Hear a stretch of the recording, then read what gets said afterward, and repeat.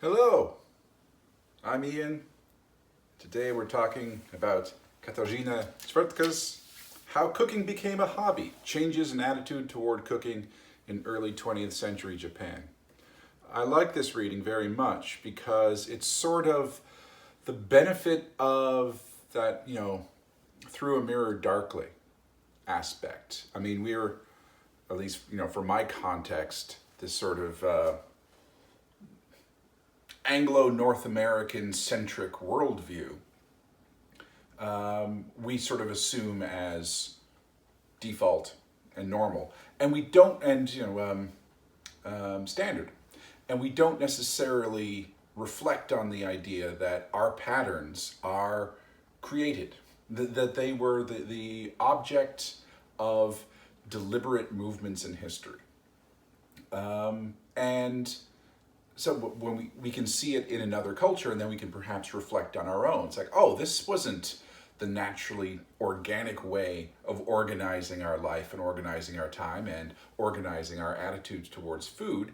It was a reaction to, and sometimes the deliberate consequences of, social forces and the movements of history.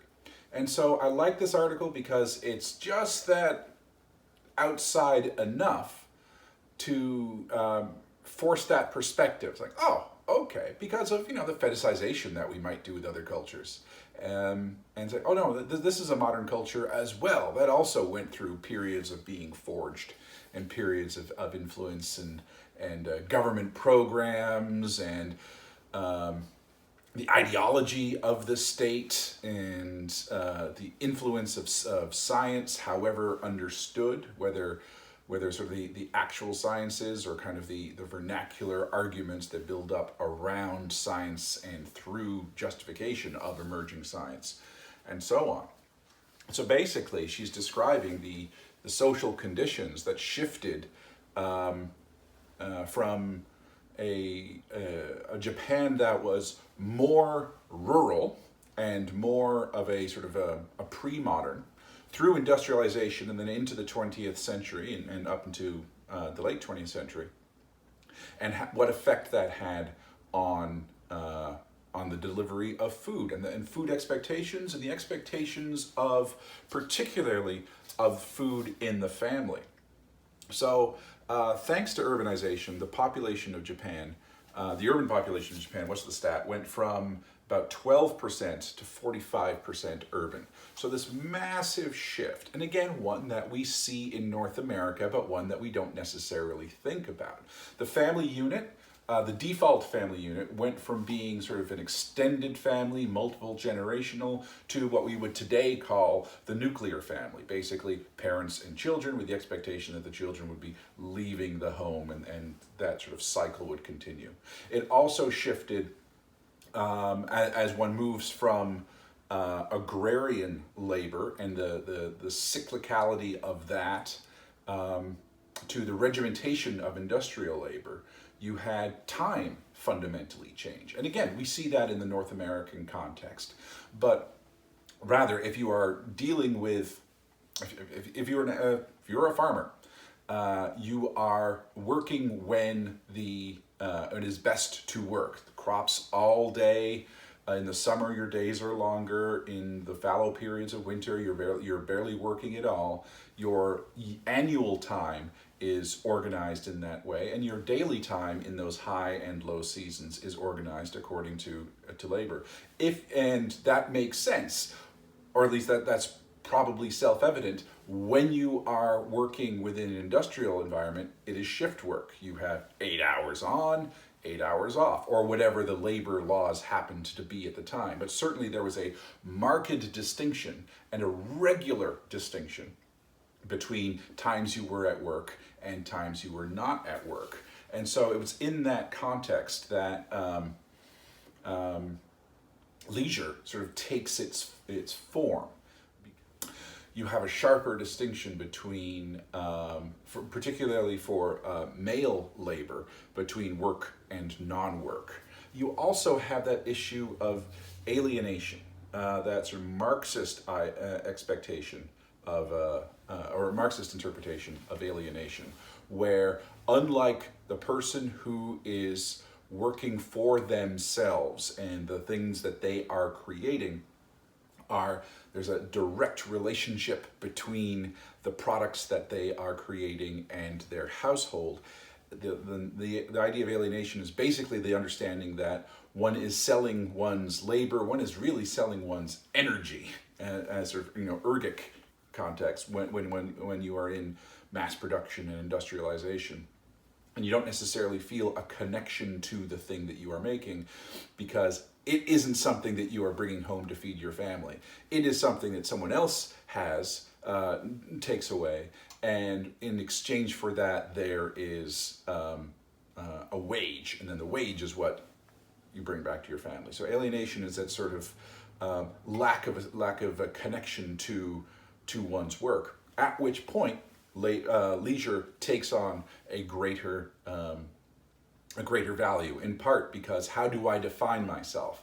I can't really define myself as a maker of this because it's for someone else, but I can define myself as doing something else. So you can think about Robert Stebbins' idea of serious leisure, and you can think about the leisure activities like Stanley Brandis and how leisure and masculinity starts to become a real issue.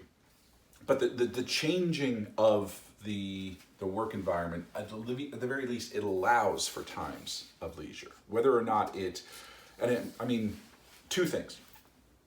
It both allows for leisure time because you have time that is, you are not asleep and you are not at work, which is often different from agricultural labor, and it's regimented and it's regularized and it becomes like patterned because of existing within an exchange economy and the way the calendars work there. And it is a product of, what's the word I'm looking for? And, because of alienation, it might now be seen as an ultimate value. So what we had, or what Japan had in the early 20th century, was a way of trying to mollify the alienation that was felt. And this was the idea of, and I hope I pronounced this vaguely correctly, the ikadanran. It's probably not how it is pronounced, but family happiness.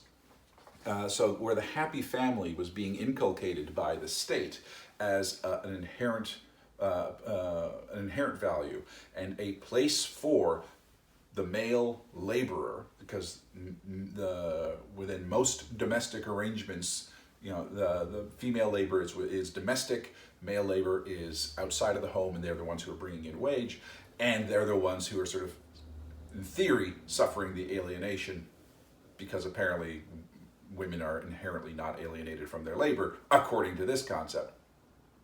But they basically need the man needs a happy family to return to, and so all of a sudden, the domestic labor had this sort of ethos and aesthetic put upon it about let's just change the food habits to begin with. So the wife becomes responsible for domestic happiness.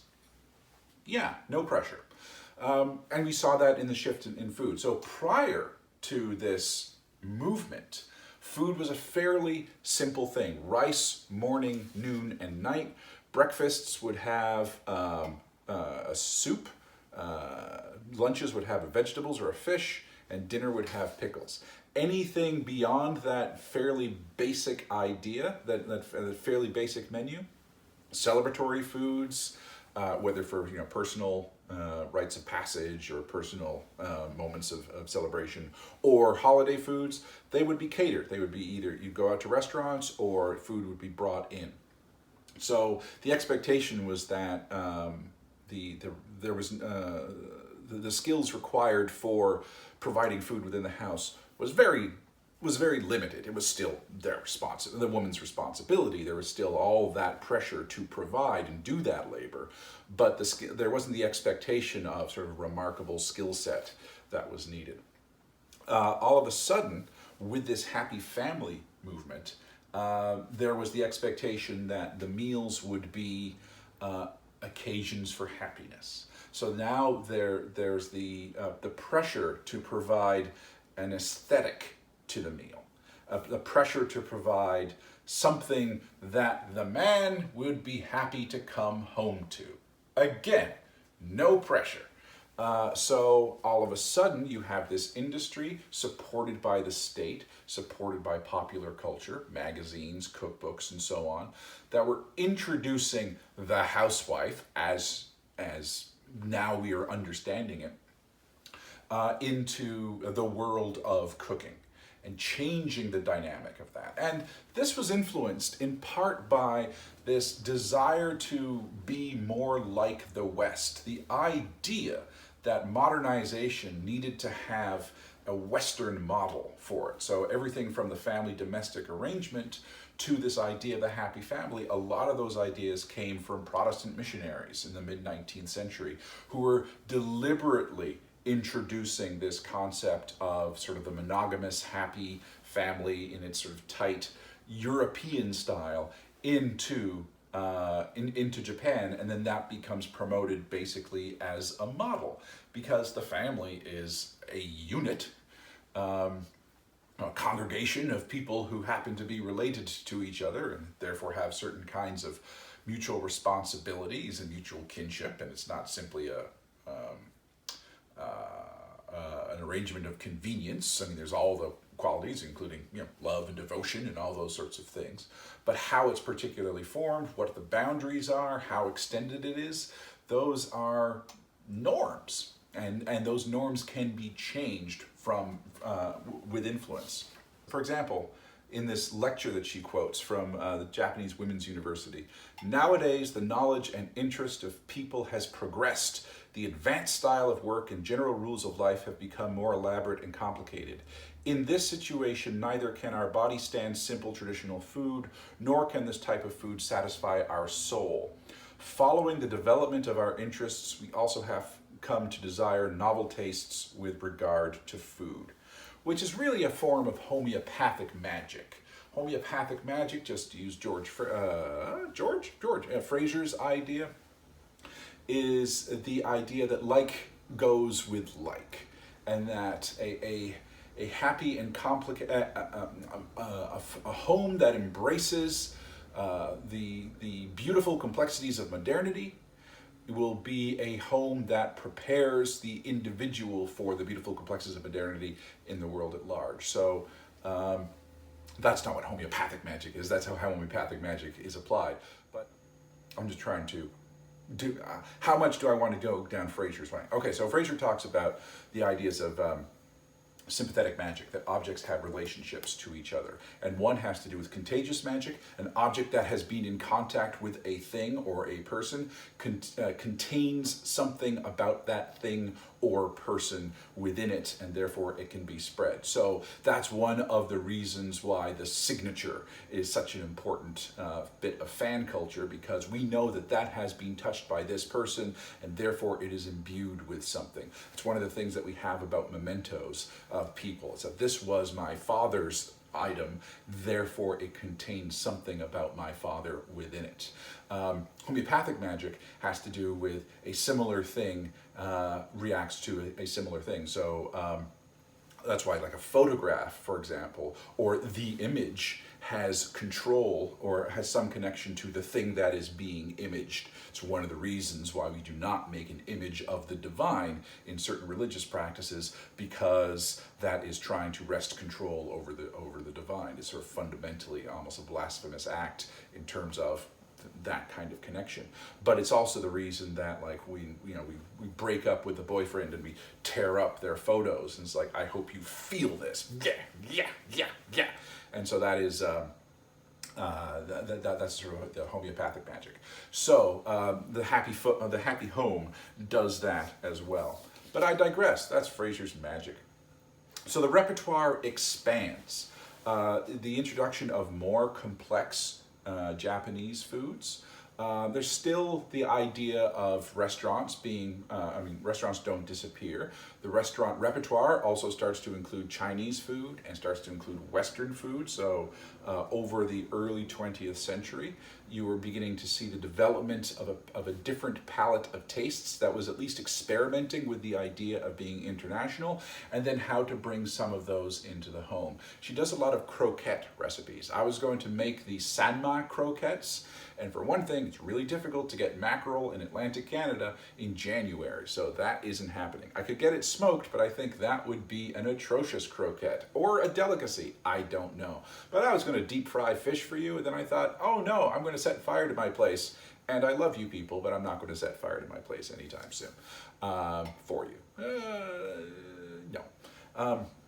But I mean, she's not obsessed with croquettes, but it's interesting how she can just trace the one description of the recipes over time, because cookbooks themselves, just as this artifact of vernacular and popular culture, cookbooks went from basically being food journalism, as it were, to, hey, Europeans eat this croquette type thing, to generic descriptions, to something more approaching what we in the early 21st century would recognize as a recipe, with the ingredients list in basics or proportions and the step-by-step on how to prepare it.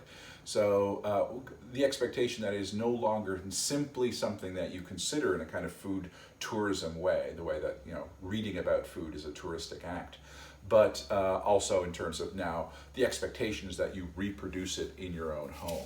And then cooking becomes something along the lines of a leisure activity. So distinct from work, that also has the notion that whether it is simply distinct from work, or that it's work that it's labor, let's just not use work so as to confuse it, but it's labor that induces some quality of satisfaction, that it is not merely done out of something being obligatory, and it's not merely done out of something in order to be recompensed for it. It is something that provides the individual with a sense of satisfaction, accomplishment, pride, and so on. But this is directed towards the housewife, who is also expected to do this. Again, this is the gendered division of labor within the home. So how do you take something that is fundamentally an obligation and turn it around and frame it as something that is meant to be leisure, that is meant to provide your own satisfaction? And that's how these things become tied together. Cwiertka demonstrates how you can look at the literature and see that keywords suggest four basic categories of how recipes are understood. One has to do with nutrition, which clearly demonstrates a responsibility for familial health. So again, we see, and you can, the whole point of this reading is that you can bring this into not simply Canadian or American history of cooking, but to the very moment, the historical now, and go into any section with cookbooks, and you'll probably see similar values that are being demonstrated through cooking. The one, nutrition, and the idea that you are fundamentally responsible for your family's health, and you being the housewife at home, or economical. So demonstrating your responsibility over the domestic budget, whether someone is bringing in the wages, and it is your responsibility to meet those out in a sensible way, to not be foolhardy, to be responsible for the budget. The third category is the simplicity or the convenience of food, which demonstrates the responsibility of leveraging your time effectively, but also effectively doing your leisure time. And the fourth are the new or interesting recipes, demonstrating your qualities as a culinary tourist, as someone who is demonstrating a certain ability, demonstrating a certain finesse with cooking. So those aren't necessarily her definitions of those qualities, but I don't think they contradict. And she focuses on the latter two, the simple and convenient and the new and interesting, because nutrition and economics don't necessarily have to do with the leisure aspect. I mean, they still have to do with the obligation aspect. All four have to do with obligation, but only the last two have to do with, then let's make this satisfying and fun. So again, a quote from 52, the feeling of responsibility for the family meal that had catalyzed the interest in cooking gradually gave way to a feeling of pleasure. In early 20th century Japan, women had limited opportunities for leisure activities. However, the leisure aspect of cooking could be concealed behind its function. Creating the happy atmosphere within the family was an excuse for housewives to devote more time to cooking. So you can make one argument that women were being tricked into doubling down on their obligation to cook by framing it as fun and kooky and a way of expressing one's individuality and getting a sense of satisfaction from doing so. And it's a whole sort of hegemonic push to do this. And you would be half right, I think, by suggesting that. But just because there is a hegemonic push doesn't mean that desire can't actually be self-actualized and generate genuine pride and genuine satisfaction. So even if the context is not necessarily of their choosing, you did have this culture, and you continue to have this culture that takes this obligation and takes this framework and does get satisfaction from it and has embraced that as a hobby. So it can't be simply dismissed as hegemonic patriarchy, even if that is the condition that brought it forward. So within this happy family idea, you had this sort of strict division of gender roles where the woman was responsible for domestic happiness and the order of the domestic house, including preparing of the food, and the man basically, was responsible for bringing in wages and therefore was also the object of focus for how to sort of maintain this happy family. And food was one of the ways that this happy family was encouraged, and how domestic labor was meant to not only develop the happy family, but also create satisfaction within women. Like you should be not simply doing this, but find pleasure in doing this. After the war, even if that gender disparity started to abate, it was still an enshrined value, and that cooking was still something that was encouraged to be a pleasurable obligation. That this is something you have to do, but why not take pride and joy in it? And again, whether it continues as a hobby or not, maybe the pressure is now, well, you're meant to be a wage earner, but also responsible for domestic happiness through the leisurely exploration of an expansive repertoire of foods. Again, no pressure. But still, I think that is an enshrined virtue that the culture still encourages to this day. Being a good cook, being a good provider is a way of doing gender, to use Diane Ty's terms from Baking His Biography. It's just the way that one does femininity. One of the ways that one often does femininity is through the provision of food. Interestingly enough, this will eventually lead to the overall interest in food and the popular culture of food preparation, the food programming. Again, starting with television, food television, popular cookbooks, not simply in Japan, but elsewhere, and in North America, to the point where you have the ability, to display individual creativity and excellence in the kitchen is, it's still gendered, but it is also now being appropriated by men as well, and the sort of the fetishization of cooking that takes place there. There's one point that I did want to emphasize, and that this is primarily a middle-class phenomenon. And it was a middle-class phenomenon certainly in the late 19th century, where you still had the sort of, incredibly wealthy elites who had servants, and so the idea of food within a leisure framework was kind of pointless because they themselves never had the obligation to provide for the family, and it wasn't part of sort of the working classes or the peasant classes. You could still sort of use that word, in that their culture of scarcity is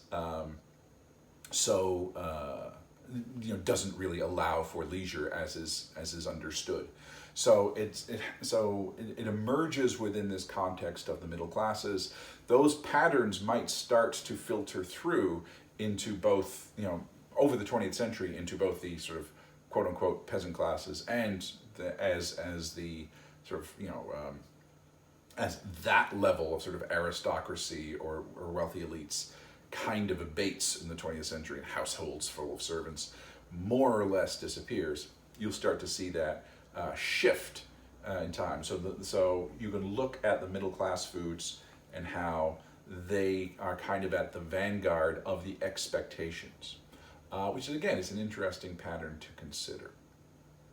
They're the ones who are in that balance between just that little bit of flexibility in terms of how they get to perform their food ways, while still not necessarily having all the resources in the world. So it's that balance between obligation and performance, which is really kind of interesting development, which is one of the reasons why I love this reading so much.